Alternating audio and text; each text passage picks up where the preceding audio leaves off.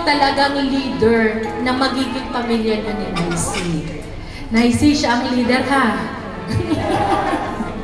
Leader siya. Ibig sabihin, ikaw naman, kailangan ikaw naman ng strong. Okay? Pero yung strength mo, kailangan ito ay naka-anchor sa rock of our salvation, who is Jesus Christ.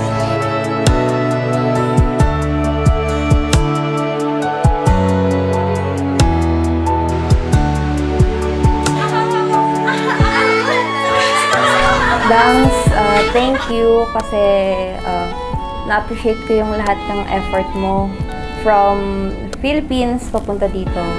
Grabe. Imagine mo yun. LDR tayo for 3 years and you came here para sa atin. And then, hindi ko in-expect na umabot sa point na ito na ngayon. Magpapakasal na tayo.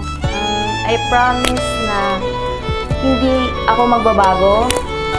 Kung ano ako doon, mas hinigitan ko pa ngayon. I promise na mamahalin pa kita ng sobra. I love you so much.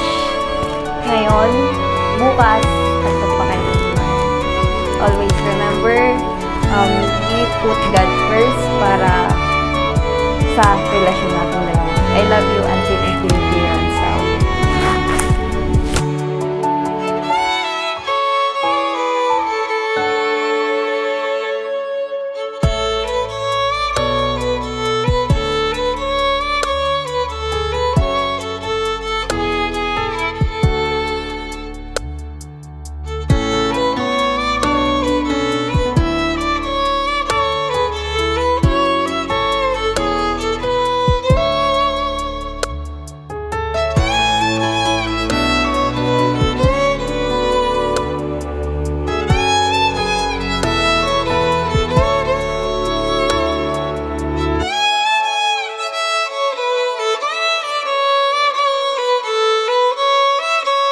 To Nicey, I'll promise you na maging mabuting husband ako para sa'yo.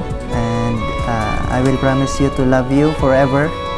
And aalagaan kita hanggat sa makakaya ko. Gagawin ko ang lahat para maging mabuting asawa sa'yo. And patuloy kitang rerespetuhin, aalagaan, rerespetuhin ang iyong pamilya, and sa magiging pamilya natin. Yun lang, happy wedding sa atin. I love you forever.